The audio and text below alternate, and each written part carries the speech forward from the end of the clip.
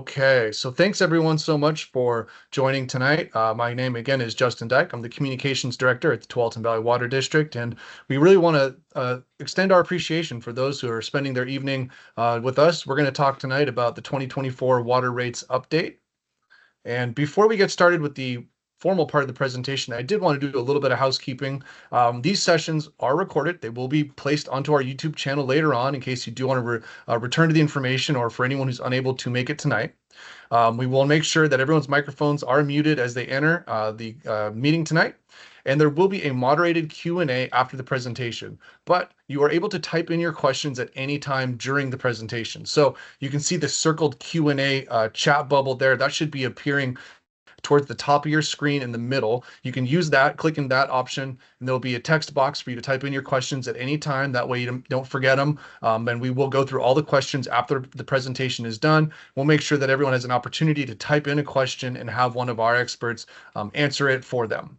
As well, if anyone has any accessibility needs, you can click on the three dots in the bottom left of the screen, looks like an ellipsis. That'll give you some options to either magnify or translate the slides to make your viewing presentation a little bit easier. It doesn't affect the view for everyone. It only changes your view, so you can customize it a little bit to suit your needs. And as a reminder, TVWD operates in an inclusive and discrimination-free manner to serve all of our customers, and staff may exclude participants who disrupt the events tonight.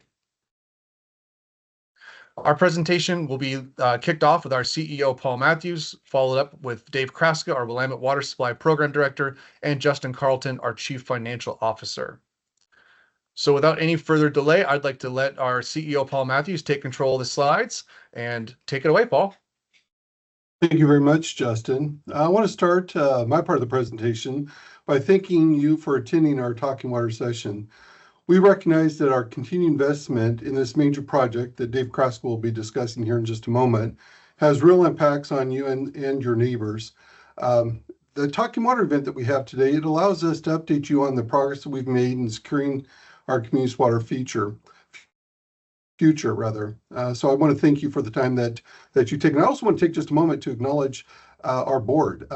Commissioner Jim Duggan is online. We may have other board members online tonight as well. These are volunteers who volunteer to provide governance of the district.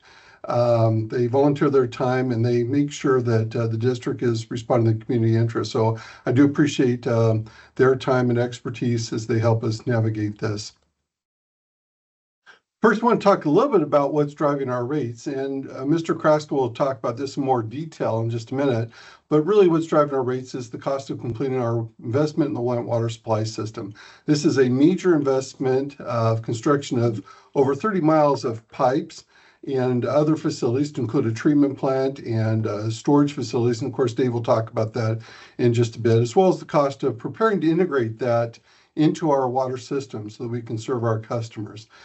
For that, the cost associated with that will result in an increase in our typical bill, and this is the most common bill that we have, the most common bill that we issue of about $15 per month beginning on November 1st of 2024. So that's what's driving our rates, and that's the impact that we have on our rates. I want to update you on some of the progress that we've had in pursuing federal and state assistance in offsetting these costs.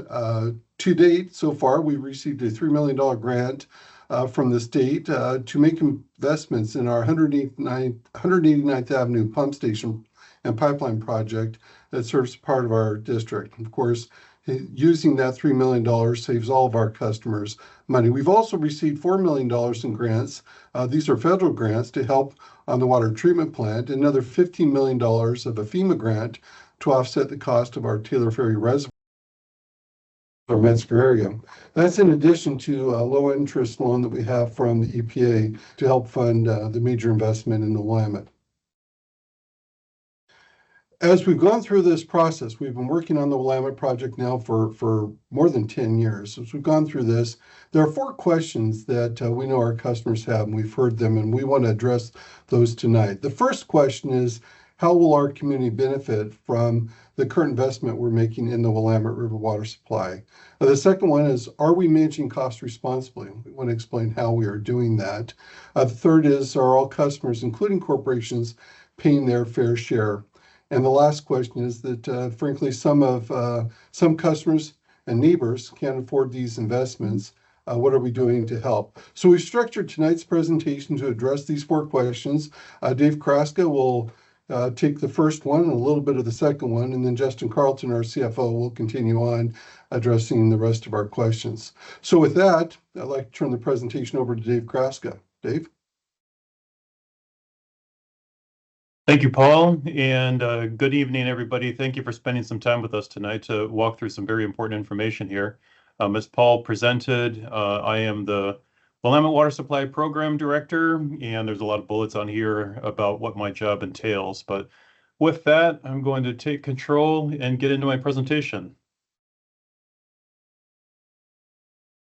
I think I am. There we are. Now I know where to click. All right, so I'm just going to start off by giving you an overview of the Willamette Water Supply Program. It starts back around 2013 when TVW and Hillsborough selected the Willamette River after a multi-year technical study and public input. And so what all of that means is that this graphic here on the right-hand side shows 4 different long-term water supply options that TVW and Hillsborough independently evaluated for their long-term water supply needs. Starting from the top, groundwater wells, a new water supply source out around Solvay Island was considered, as well as continuing on around clockwise, continuing to purchase water from Portland to the east, going to the mid-Willamette River on the south, or going to increased supply from Hag Lake out to the west. And through this analysis, which included technical issues, environmental issues, cost issues, and also public input, the mid-Willamette River was selected for the reasons indicated on the left-hand side here. Of these options, there's the lower cost option, which means over the long term, less impact on rates.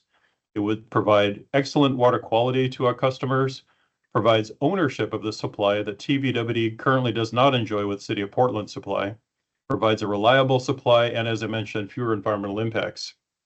So with that supply selected, my team was given a mission, and here it states that we are to provide a cost-effective, reliable, and resilient water supply system by July 2026 that benefits current and future generations of the communities we serve and supports a vibrant local economy. And so there's a lot of key elements of this mission. One of the most important is the July 2026. It gives us a clear date to finish all of this work by, which drives a lot of what we do and also keeps us on track, not only on schedule, but also on cost. So the overall system looks in kind of skeleton fashion like this here on the right-hand side. The major elements of it are a Willamette River intake located in Wilsonville. It's an existing intake that was built back in 2002, and we expanded the capacity of it and also increased the seismic reliability of it. We're also constructing a new state-of-the-art water treatment plant in the Sherwood area. We're constructing more than 30 miles of large diameter transmission pipelines and water storage tanks on top of Cooper Mountain. In addition to all of that, or integral to all of that, are new seismic guidelines and standards. So we want this supply to withstand the Cascadia subduction zone event, as well as other earthquake events that are likely to happen or just over time will happen in our area. And with that, pipeline, water tanks, the state-of-the-art water treatment plant are all strengthened at key locations. And we're also making additional investments at areas identified as higher risk, such as the Willamette River riverbank. Moving on now to some economic considerations as we've prosecuted this program. Starting off with business utilization, some notable updates that to date we've spent, it says here the regional and local spent about $829 million. Really overall, we've spent about $1 billion on the program so far. And what we're locating here or identifying here on the right-hand side is local, regional, and outside Oregon and Washington spend. So those are the 3 groups that we track our spend in. Local is essentially everything within 50 miles roughly of our program activities. So you can see there that roughly 78% of our total spend to date has been to all local businesses. Beyond that, regional, which means other businesses outside that area but still within Oregon and Washington, is 5%, and outside of there, 17%. So really, a lot of the spend on the program has been maintained to local business enterprises. Wherever we've been able, we partner on projects. This provides 2 major benefits. One, by partnering on projects such as we impact the community only once with our construction activities. We pair up the projects, a roadway project with our pipeline project, and build them both at the same time. This also saves significantly on cost. By partnering on these projects, We hire one construction contractor to build both at the same time, and it's quite cost effective to do so that way. Three example projects where we have that kind of activity here. A project that we partnered with the city of Wilsonville and Oregon Department of Transportation. Wilsonville was building Kinsman Road, and we partnered on that project to put our pipeline in that same road at the same time. With Washington County, they were building 124th Avenue south of 12th and Sherwood Road. We partnered with them to build our pipeline at the same time. And in various areas where development was occurring, we worked with the developers to get our pipeline installed before their activity, so we weren't digging up existing streets to get our pipeline installed. Looking now, after economic considerations, let's take a look at our program cost history. How are we doing there? Starting off where the program started back in 2016, we had our first budget estimate for the program. That's when we completed our preliminary design and also value engineering report. And we established a budget estimate in 2026 dollars of $1.3 billion. Since that time, we've updated that value every year. So each year we have to do basically a public presentation in terms of how are we doing on budget and schedule. There's a lot of information and numbers in this chart. I'll just focus you on the left-hand side year, and in the third column there, budget. So those are really the two main columns. You can see every year from 2016 to 2024 and how we're doing on the budget. So you can see from 2016 through 2021, we kept to within that $1.3 billion estimate. And you can see between 21 and 22, we went up about $300 million. What occurred there was that at the end of 2021, we bid all of our remaining large construction projects. And that was right when all of the manufacturing, shipping, supply chain issues were realizing their impact on us in terms of our program costs for all of our construction activities.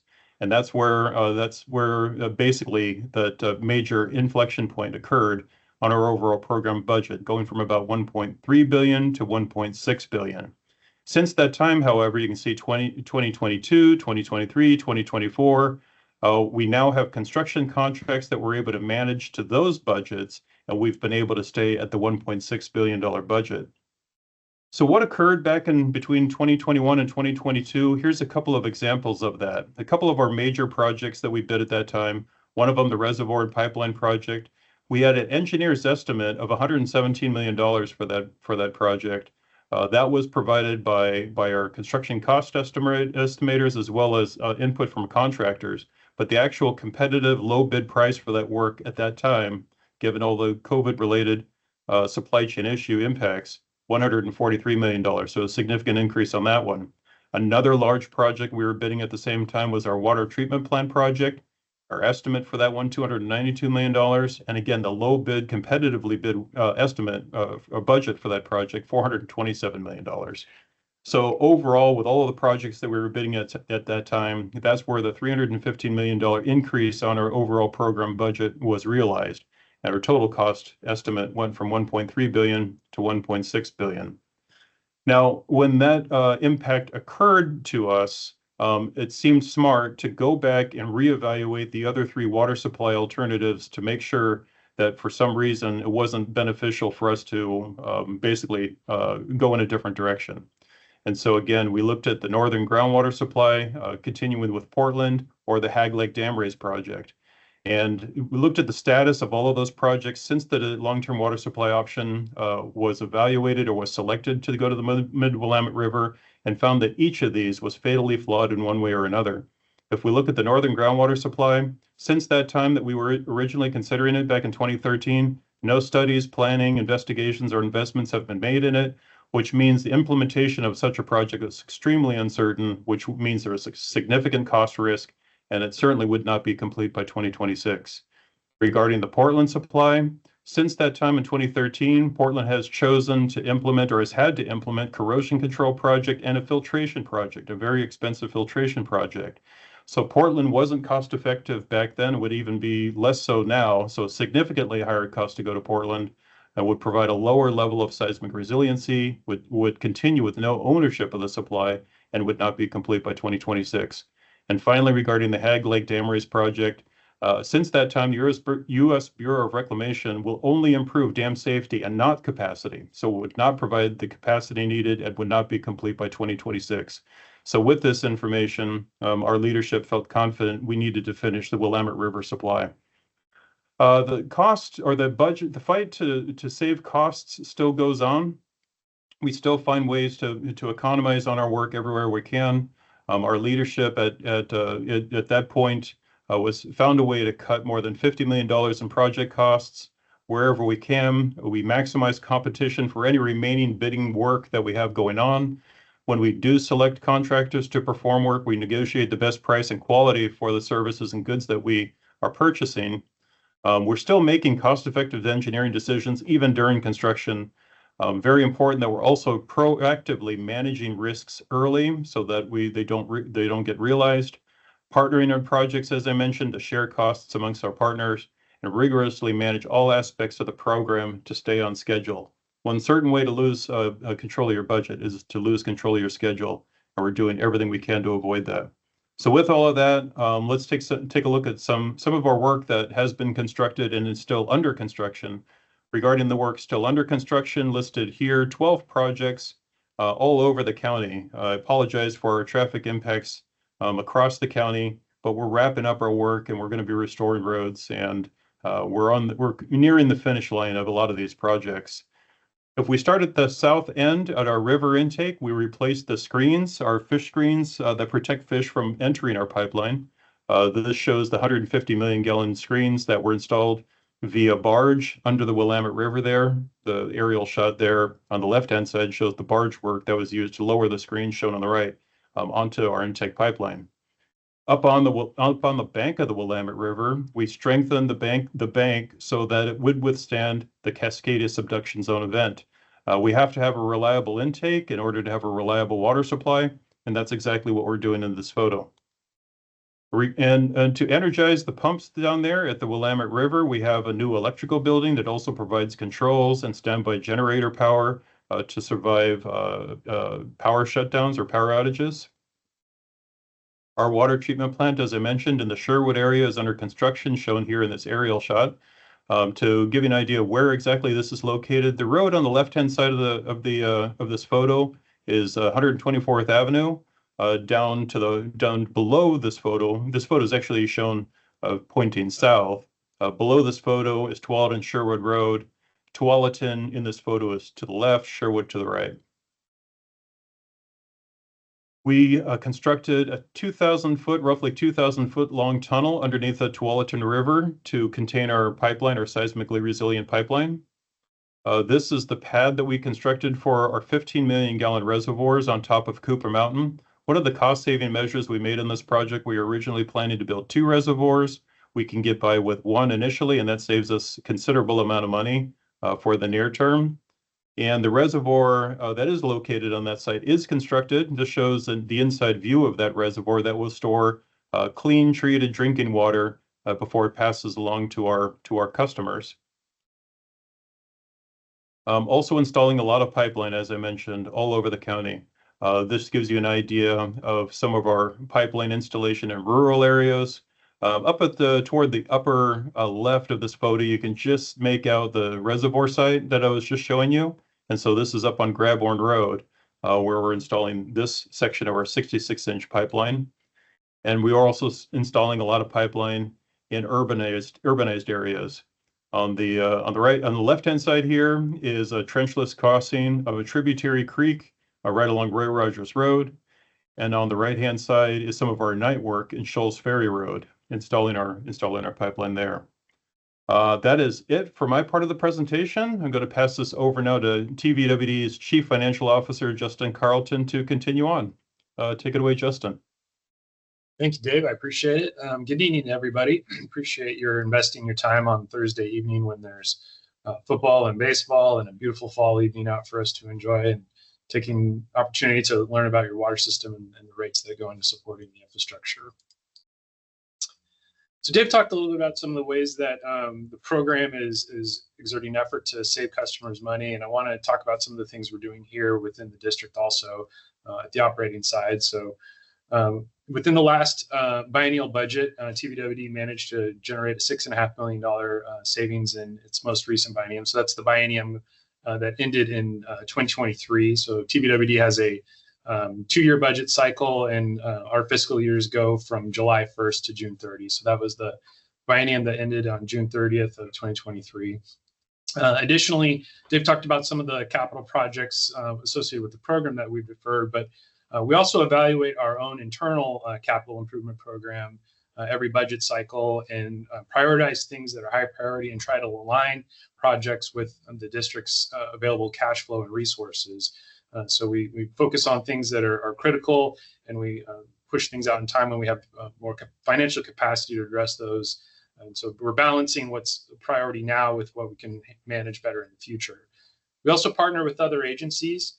So for those of you that are still receiving the paper bill, you'll see that it has the bill for the water services as well as the sewer services. So we partner with Clean Water Services, which is a separate agency, but our customer base overlaps significantly. So we're able to gain some economies of scale by doing a single bill with them. And we actually implemented a new billing software system recently where Clean Water Services also participated in that investment. But we also partner with other agencies in areas, for example, county road projects that might influence some of the improvements that we can do to our system. Additionally, we offer some of our services to neighboring agencies in need, so we're able to generate some fees through that relationship. So we're always looking for ways to partner and save costs in that manner. And then also, there's other resources that we're able to generate. So Paul mentioned some of the grant resources, but we've also adapted our finance strategy. So we have what's called a draw loan through the EPA through a program called WIFIA.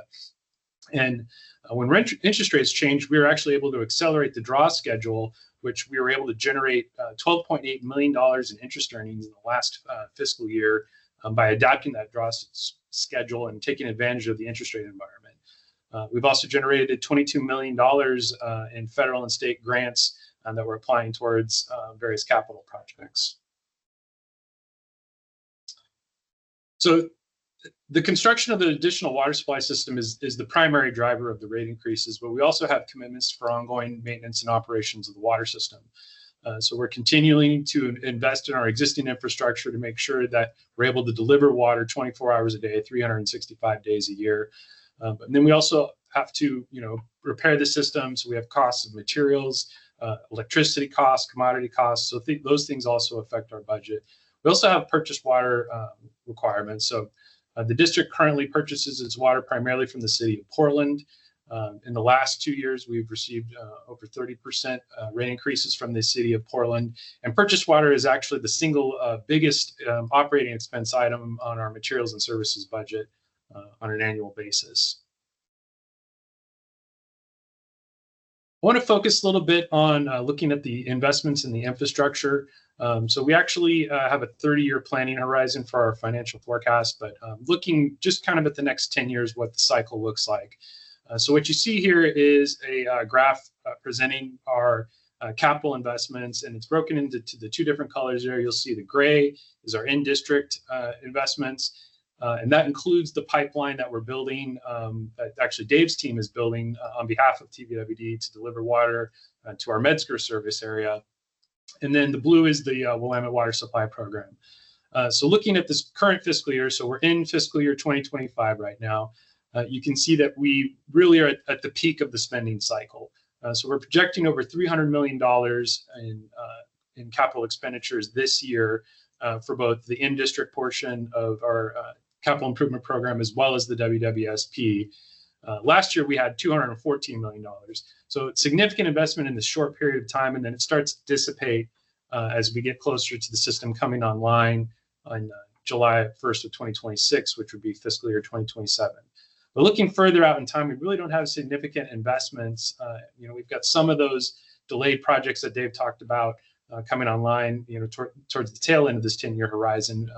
But we're really seeing a stable outlook in the future. So we've completed the financing for the WWSP.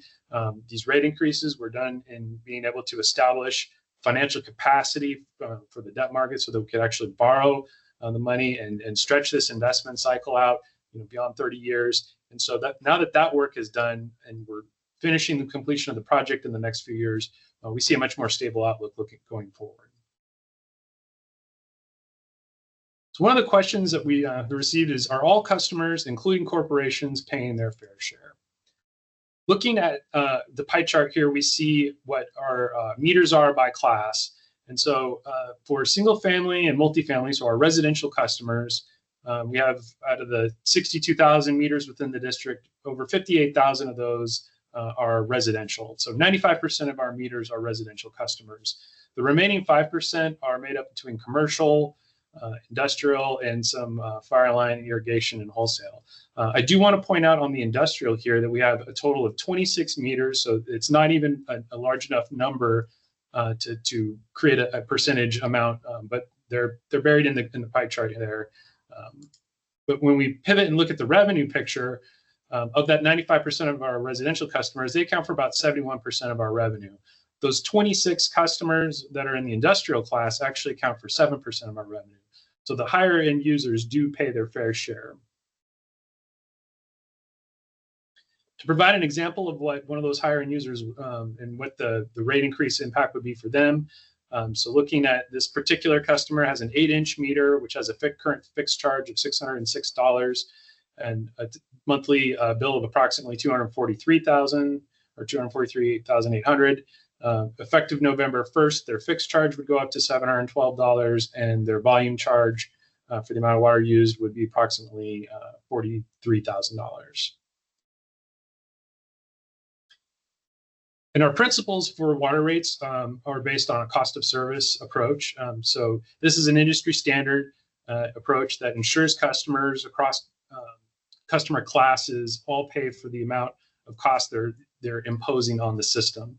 So this standard approach really helps us avoid subsidies among different customer classes. But another mechanism that we use to ensure customers are paying their fair share is use of system development charges. So this is a fee that anytime a new customer comes on board, so somebody building a new house, a new business coming into the district, they pay a one-time fee into the system to help offset the cost of the capital investments on that. So currently for a single family household using a 5/8 inch meter, that's a little less than $9,800 in a system development charge that would be applied to that new customer when they join the system. Oops, sorry about that. Another question we receive is, some of my neighbors can't afford these investments. What are you doing to help them? So the district had convened a rate advisory committee and held a series of workshops. The last of those workshops concluded in 2022. And the rate advisory committee looked at the affordability issue and had to address these questions. So one of the questions was, is there a need for a more reliable and permanent customer assistance program in addition to emergency assistance? So the district currently had one customer assistance program that was intended to be emergency single use for customers, and that was available and worked with through some of the local nonprofits. How should the program be funded if one was established? What would the eligibility requirements be for that program? And how should the program be implemented? So at the conclusion of the rate advisory committee, and the committee was made up of various stakeholders representing all our different customer classes, the recommendation that they made was that we should adopt a customer assistance program in addition to the district's current single-use emergency assistance program. And so the system was modeled to be able to qualify for folks under the same qualifications of the low-income home energy assistance program. The standard for that is 60% of household median income for the state of Oregon, or at or below that 60% mark. And then how would the assistance be available? So what would be calculated is a 20% discount to customers' water bill. So that would apply to both the fixed charge as well as the volume usage, and then would be obligated to the board to make any future maintenance of the program objectives. And then how would the program be funded? So the program should be funded equally across all customer classes, and it would be recovered proportionally between the fixed and the volume charges. So looking at the adopted rates, first I want to focus on the fixed charge. It's displayed here as a monthly amount As I mentioned, about 95% of our customers are residential, and typical residential customers are done bi-monthly, but for comparative purposes, we're showing the rates as a monthly rate for this presentation. Most of our customers are in that 5/8 inch meter classification. The current fixed charge for that is $25.93 per month. It will be increasing to $30.47 per month effective November 1st. Looking at the volume rates, so we do have a tiered block 1 and block 2 rate structure, and based on CCF, which is 100 cubic feet of water, that equates to 748 gallons. So for single family residential customers, water billed at the first block is done for an allowance of 28 units every 2 months, so approximately 14 units per month. Then block 2 would be anything in the excess of 28 units. For all other classes, it's done on 140% of their 12-month moving average. So anything in excess of 140% of that average is billed at the second block. And that's consistent with those cost of service principles that I discussed earlier. So for the block 1 rate, we're going from $8.58 currently to $10.08 effective November 1st, and for block 2, $14.36 in November. Providing some examples of how this will impact different customers based on their usage. So focusing on residential customers, a typical single-family residential bill based on 7 units of water usage per month, which is actually the most typical bill that we generate. So that increase for the fixed charge would go up to $30.47, and for the volume charges, that would be an increase to $70.56 for a total bill of $101.03 and an increase of $15.04 per month. Looking at a slightly higher usage customer, we see the increase going from 7 CCFs to 12. That would be a resulting $22.54 increase on a monthly basis. And then finally, for a higher use customer using 28 CCFs per month, we see an increase of $55.50 on a monthly basis. And with that, I will turn it back over to Paul Matthews. Thank you, Justin.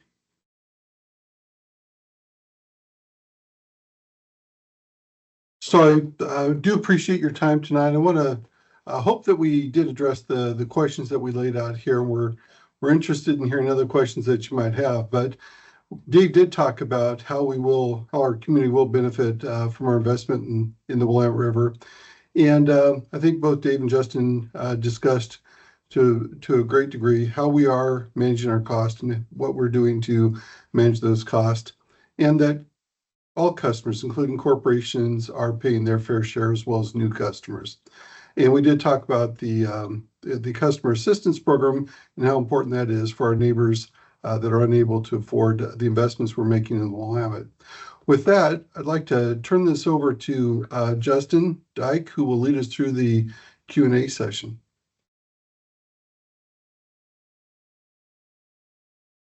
Thank you, Paul. We do have a couple questions in here. The first two will be for Justin Carlton, our CFO. Justin, the first one is from customer Jay Miller, who writes, I was surprised that your full slide packet for the previous session was not posted on the web. It ends on slide 53. You had some supporting slides that were not included, in particular, the comparison to neighboring utilities slide. Before concluding this presentation, please speak to TVWD prices versus partner utilities Beaverton and Hillsborough.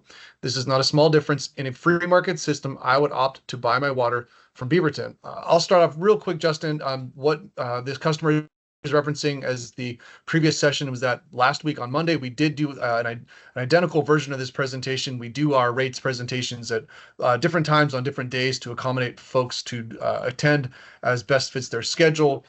And from here, Justin, I'll let you take away on the rest of the answer. Thank you, Justin. So as you can see from the slide here, this is a comparison of equivalent rates based on our effective current rate and then the rate going into effect on November 1st. And TVWD is at the top of the presentation here for in terms of cost. So I've been with the district now for about 16 years, and I've seen a transition in this slide. So about 20 years ago, Wilsonville was actually at the highest. As they were investing significant resources into developing their water supply on the Willamette River. And so they've actually finished their capital investment cycle, and then now they're at the very bottom of this list. About 10 years ago, Tigard was in a similar situation. They were at the top of the list, and they were investing in a new water supply system. And then as their investment completed, their system came online, their rate increases stabilized, and now they're starting to move down the list. So for comparative purposes, what this typically looks like is anytime an agency, a water utility is in an intensive capital investment cycle, they're going to go to the top. And then as agencies rotate back and forth in terms of who's investing in their infrastructure the most at that time, that's what tends to drive the rates the most. So that's what we're seeing at this time is TVWD is in a heavy investment cycle. And so we are at the higher end of the region.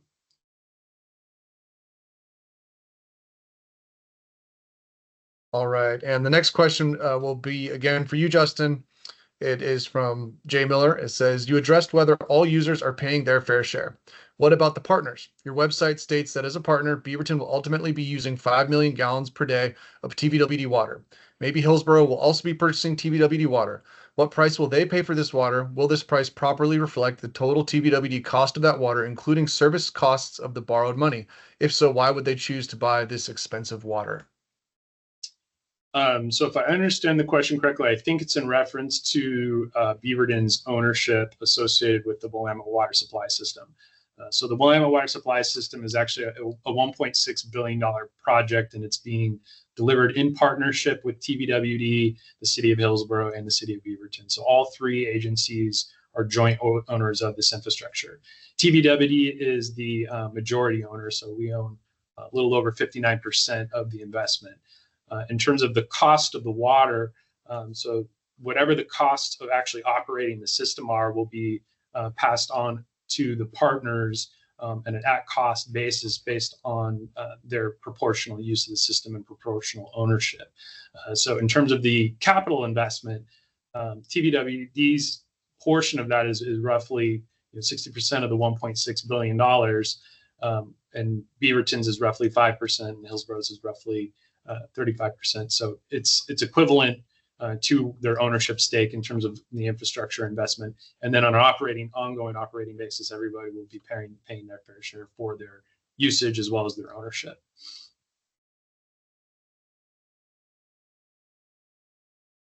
All right. Our next question is going to be answered by Dave Kraska. Paul writes the question to us, says the project will likely have at least a 50-year life. During this period, climate change will be an increasingly important factor in terms of the flow volume and quality of the Willamette River as a source. In particular, low summer flows are likely to have much lower flow rates and corresponding poor quality. Has climate change impacts been included in any aspect of project planning? Paul, thank you for the question. I'll try to keep my answer brief. To get to the point, yes, climate change was certainly considered in the alternatives that were evaluated, as I mentioned at the beginning of my presentation. Yes, climate change, what we anticipate, there's a lot of different models out there, but basically what we're anticipating is that we'll get a same or similar amount of total rainflow during the course of a year, but it's going to occur in a shorter period of time. And so the way that ends up getting managed to provide us the supply that we need is through the Army Corps' management of all the dams on the Willamette River. Based on their analysis and their preparedness and anticipation of climate change, we're anticipating still being able to get the supply that we were projected to need for the long term, as well as managing to the greatest extent possible the qualities, particularly as it relates to temperature. Temperature is keenly important for the aquatic organisms, but also keeping the water cool benefits us from a water quality standpoint as well. Now, even with all of that, I'm anticipating the raw water quality will change over time. That's just in my experience in this business, that's just the way things have gone in our environment. So with that, our treatment plant is designed for the future. The multi-barrier technology that we're applying at our treatment plant, and also in anticipation of perhaps having to provide some advanced treatment technologies in the future, are all considered in the design of our water treatment plant. So I hope that answers your question. And in fact, I'll go a step further. You mentioned that the project is likely to have at least a 50-year life. we definitely anticipate this project or the infrastructure that we're building to have a 100-year life. So we're really looking to the long term for this massive investment. And again, I hope that answers your question. Thanks, Dave. We will jump back to Justin for the next question. Question is from Alicia. What opportunities have you anticipated to make available for folks who are already struggling with the current rates? Apologies on the misread there. So as I mentioned, the customer assistance program implementation is underway. We anticipate that being online, available November 1st. So we, as I mentioned recently, we implemented a new customer information and billing system. And so there's some technical challenges associated with implementing the reduction in the billing system. And so we're actually in the testing phase of that now. So we should be close to finalizing that work. And so that'll be online, hopefully here by November 1st. So that'll be in addition to our current emergency assistance program. And then there's payment arrangements that are another option for folks that are have fallen in a rare situation. And so I would encourage anybody who's in that situation to contact our customer service reps and work with them on trying to put together a plan of assistance. I hope you answered the question. Yep, thanks, Justin. Our next question will be answered by Dave. The question is from Brittany, who writes, what sort of gray/black water treatment is being used, and is that going to be updated to ensure return water safety and environmental impact? Thanks, Justin, and thank you for the question, Brittany. I think to answer your question, none. So in our infrastructure, we're taking water from the Willamette River, treating it at our new water treatment plant, producing clean, fresh drinking water for our customers. And then that's really the end of our infrastructure. It's delivered to customers, and there it goes. So we aren't doing any sort of water recycling or gray water processing or anything like that in any of our infrastructure. Beyond us, the water goes to Clean Water Services, a totally separate utility that does do some forms of water recycling, but that's not the kind of work that we're doing or the infrastructure that we're completing here or the business that Tualatin Valley Water District is in. Hope that answers the question. All right, thanks, Dave. Next question will be answered by Justin. It's written from Sherry, who writes, what corporations use the most water, and is their profit considered in their water fees? So I don't have the answer right off the top of my head of which corporations use the most water. Actually, we do, as part of our annual financial report, have a list of the top 10 customers within the district. And so they tend to be some of the industrial users that were falling in that 26 number of meters. And no, they do not have a separate rate or any kind of discounted rate. So as I mentioned, our water rates are based on cost of service principles. So for those that impose more cost on the system, they pay their fair share. All right, and Justin, we'll stick with you for the next couple questions. Deanna writes, so based on the comparison to neighboring utilities slide and the fact that TVWD is at the top, do you foresee our pricing being decreased since other neighbors have? So actually, I apologize for the miscommunication. So the neighboring utilities rates did not decrease, but as a comparison to other agencies, they have ranked lower as the other agencies have higher investments in their capital. So we haven't seen the actual rates of any of these water utilities go down over time.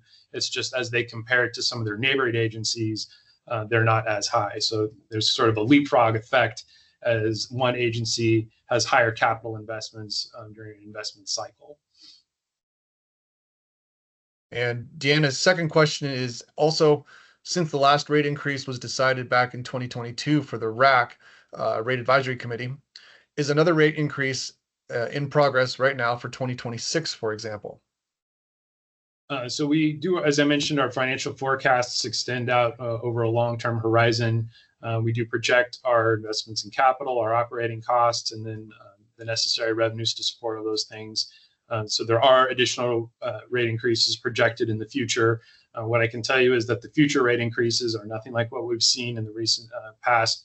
The recent past rate increases were driven for primarily the Willamette system to provide financial capacity to be able to borrow. So we had to issue two bond issues as well as the WIFIA loan. So we've gone from an agency that had zero debt to $570 million in debt in a pretty short period of time. And as we pay that debt back over the next 30 years, our rates are in a position to maintain operations, to maintain investments in infrastructure, and then pay that debt service down over the over that 30-year horizon. And so I think I answered the question. Justin, can you read it to me back again, please? Yeah, absolutely. Question is also, since the last rate increase was decided back in 2022 for the rate advisory committee, is another rate increase in progress right now for 2026, for example? So nothing specific is worked out at this point, but as part of our budgetary process, we always evaluate what the financial capacity of the district is. All right. And as of right now, that is our last question for tonight's presentation on water rates and talking water. I'll give it one last call here. I'm sure everyone's got either dinner plans ahead of themselves or other things and obligations for this evening. We'll give it a few more seconds. And Deanna says she has my last question. Deanna, we will hold on just a second for you.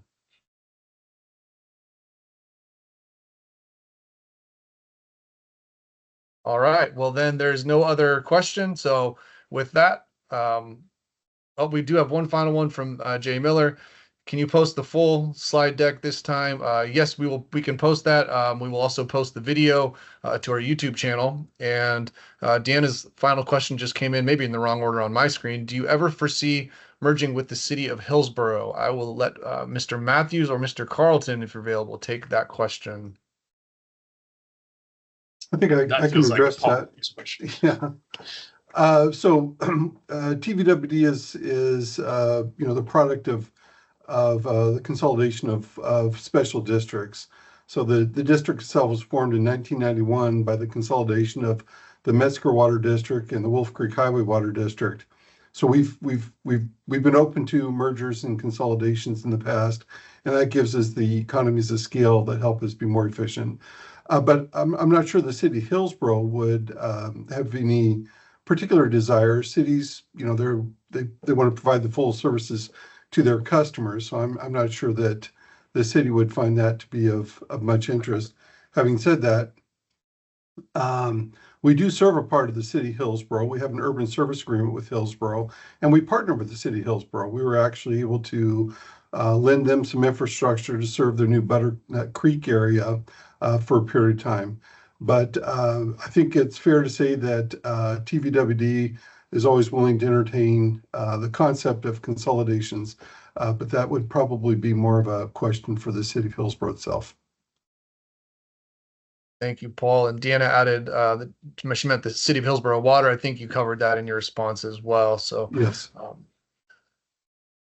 And with that, we will go ahead and close tonight's edition of Talkin' Water on our water rates. Again, really appreciate everyone setting out time this evening on their busy Thursday night to enjoy listening from our speakers about water rates and water infrastructure in our area. And we appreciate your time. And with that, have a great rest of your evening. Thank you so much. Thank you.